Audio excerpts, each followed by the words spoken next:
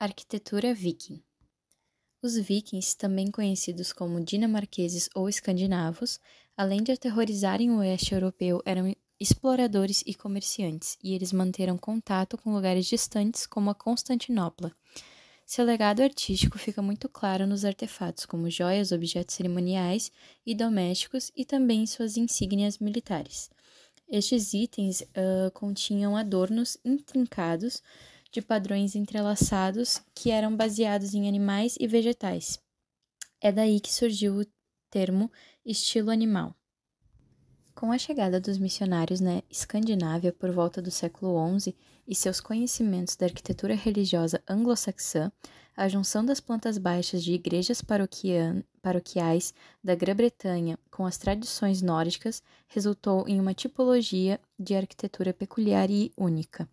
As igrejas de tabuada de madeira. A mais antiga igreja nórdica é a igreja de Urnes, na Noruega. A estrutura básica é construída por toras verticais, geralmente de pinheiros que tiveram suas cascas retiradas. Elas se apoiam em 4 travessas de soleiras cruzadas, formando um tipo de chassi. O chassi é afastado do solo por grandes pedras planas nas interseções das travessas, pois se eles usassem fundações escavadas, elas estariam sujeitas ao levantamento por conta do congelamento e do degelo do solo. Essas pedras são fundamentais nas quinas e também protegem a estrutura de madeira contra a umidade do solo. As paredes baixas externas são compostas de tabuados verticais ancorados nas colunas das quinas. Elas se apoiam em outro chassi externo. Já as paredes acima são contraventadas na altura de um piso de segundo pavimento por uma ou mais cintas que juntam um montante de toras. Elas seguem uma estrutura vertical até os caibros. A edificação fica coroada por uma cúpula, porém isso não se reflete no espaço interno. Esses tipos de igrejas têm seus interiores muito escuros, pois no projeto original não previa janelas. A luz e ventilação adentravam por pequenas aberturas circulares no alto das paredes, que eram chamadas de olhos de boi. A igreja de Grinstead, na Grã-Bretanha, fazia parte de um povoamento viking. É provável que a igreja de Borgund, na Noruega, seja a mais autêntica do período maduro. Ela surgiu de maneira similar à de Urnes, porém se foi feito uma galeria externa e um torreão elaborado, o que a torna mais complexa. Cruzes e dragões foram colocados nas extremidades para proteção contra as forças do mal. Arquitetura carolíngia, a Capela Palatina de Aachen. Foi projetada por Odo Mentz e era vista como uma simplificação da igreja de Ravenna. A construção tinha abóbadas de claustro central que refletiam as práticas romanas tardias.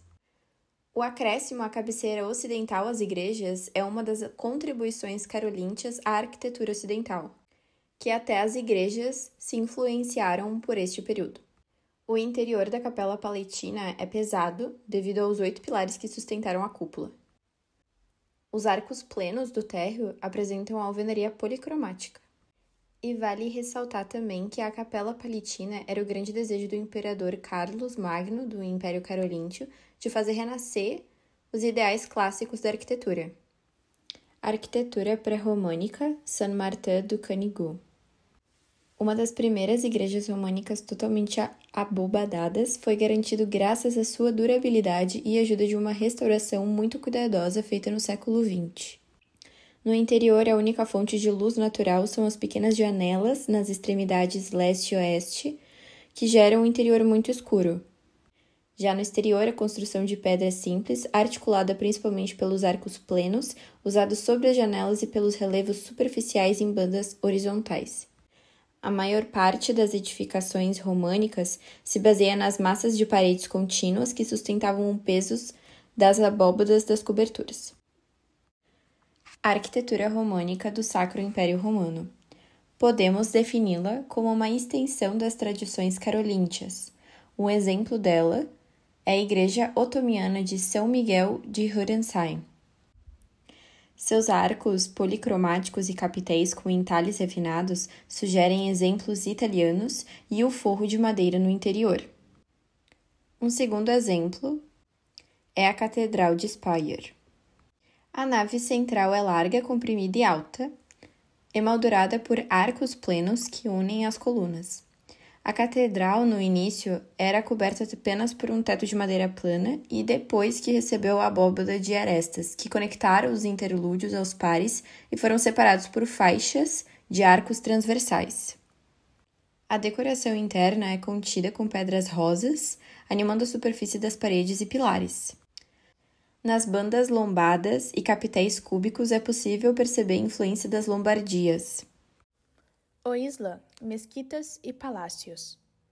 Islã, religião monoteístas. Islamismo é referente aos que têm Islã como religião. Islã significa paz. Arquitetura, uma terra não apenas de benefícios religiosos, mas de jardins maravilhosos, água corrente, banhos turcos e uma arquitetura caracterizada por leveza.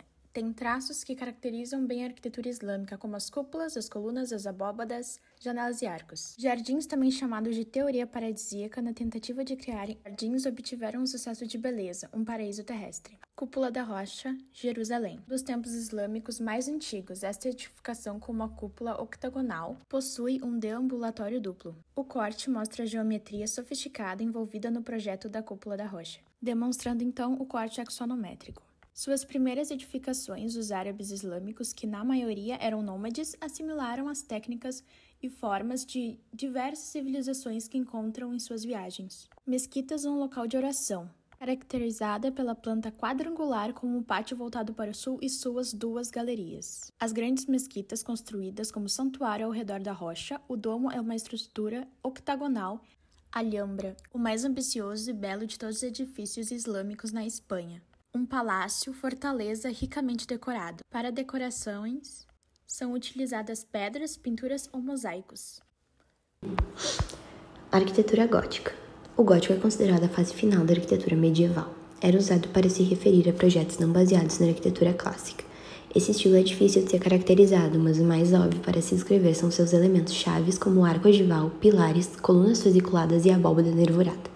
Inicialmente, esses elementos foram muito utilizados em igrejas e catedrais grandes, e a gente pode definir as edificações góticas através das suas características, pois elas tendem a enfatizar a verticalidade e gerar uma sensação de amplitude. O gótico primitivo. O gótico se originou no norte da França, onde foi construída uma igreja considerada como a primeira edificação gótica. Anteriormente, era uma basílica carolíngia, e em 1137 foi construída uma nova fachada independente, que consagrou a edificação no estilo gótico. Sobre as catedrais do gótico primitivo. A arquitetura gótica coincidiu com o aumento da veneração da Nossa Senhora. Muitas das grandes catedrais góticas passaram a ser dedicadas para ela, por isso que muitas levam o nome de Notre Dame, que significa Nossa Senhora em português. Nesse período, as esculturas e os vitrais eram vistos com muito mais frequência, assim como as coisas eram representadas de forma muito mais realista, apelando para a empatia dos observadores através das verdades. As catedrais mais vistas no gótico primitivo da França eram a Catedral de Notre Dame de Laon, que foi iniciada para substituir uma edificação antiga, porém durante sua construção foram feitas diversas alterações que hoje em dia nos fazem ver que essa catedral é uma versão modificada do projeto original. Sobre o gótico pleno, ele caracterizou a construção de igrejas com características artísticas e estruturais mais refinadas. O primeiro monumento da época foi a Catedral de Chartres, que sofreu por 2 grandes incêndios, entendidos pela população como um descontentamento de Deus. Mas logo após ela foi reconstruída, tornando-se uma igreja gótica plena. Aqui a gente tem uma comparação entre o gótico pleno e o primitivo sobre a grandeza das coisas. O gótico inglês. O estilo gótico originou-se na França, mas foi difundido para outras partes da Europa, como a Inglaterra, Alemanha e Itália, tornando-se o estilo predominante até o século XV.